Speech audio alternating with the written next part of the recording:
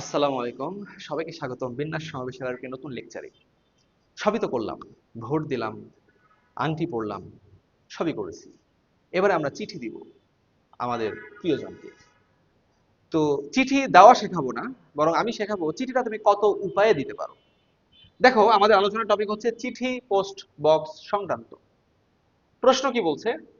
5টি চিঠি 3টি পোস্ট বক্সে কত উপায়ে সাজানো যেতে পারে। তাহলে এখানে চিঠিগুলো পোস্ট বক্সে যাচ্ছে, তাহলে আমরা চিঠির জন্য ঘর করে ফেলি। চিঠি আছে 5টা, তাহলে আমরা 5টা ঘর করে ফেলি। খেয়াল করো, 5টা চিঠির জন্য 5টা ঘর করলাম।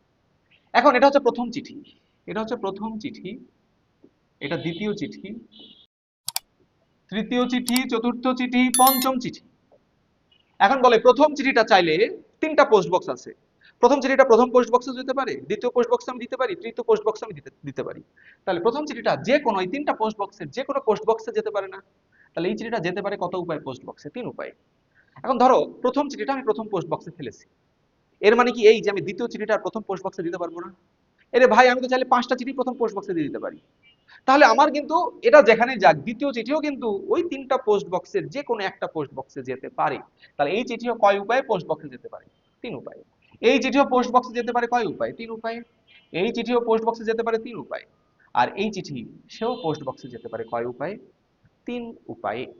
ওকে, তাহলে এখন খেয়াল করো, গণনার গুণন বিধি অনুযায়ী গুণ করে দিলে কি হবে? 3 টু দি পাওয়ার 5 সংখ্যক উপায়। এটাই হবে অ্যান্সার, এটাই অ্যান্সার। এখন যদি এমসিকিউর জন্য তুমি করতে চাও, তাহলে মনে রাখবা আমাদের সেই শর্টকাট টেকনিকটা কি ছিল? যে সিদ্ধান্ত নেবে সে হবে পাওয়ার। এই পুনরাবৃত্তি সংক্রান্ত যে টাইপ, সেখানকার শর্টকাট আমরা এর আগে অনেকগুলোতে অ্যাপ্লাই করেছি। যে সিদ্ধান্ত নেবে সে হবে পাওয়ার। এখানে সিদ্ধান্ত কে নিচ্ছে বলো?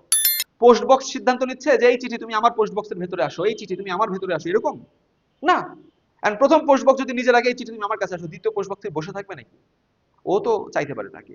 ঠিক, এখানে সিদ্ধান্ত নেবে চিঠি যে আমি এই 3টা পোস্ট বক্সের অমুক পোস্ট বক্সে যাবো। আর একটা চিঠি সিদ্ধান্ত নিবে যে আমি এই পোস্ট বক্সে যাব। আমি চাইলে ওটাতেও যেতে পারি, আমি চাইলে যে কোনোটাতে যেতে পারি। তাহলে সিদ্ধান্ত নিচ্ছে কে? চিঠি। তাহলে যে সিদ্ধান্ত নেবে সে হবে পাওয়ার। সিদ্ধান্ত নিচ্ছে চিঠি, চিঠি আছে কয়টা? 5টা, তাহলে 5 হবে কি? পাওয়ার। তাহলে আরেকটা যেটা ছিল সেটাই হবে ভিত্তি। ভিত্তি তাহলে কত হবে? 3টি পোস্ট বক্স, 3, 3 টু দি পাওয়ার 5। এটাই হবে আমাদের অ্যান্সার।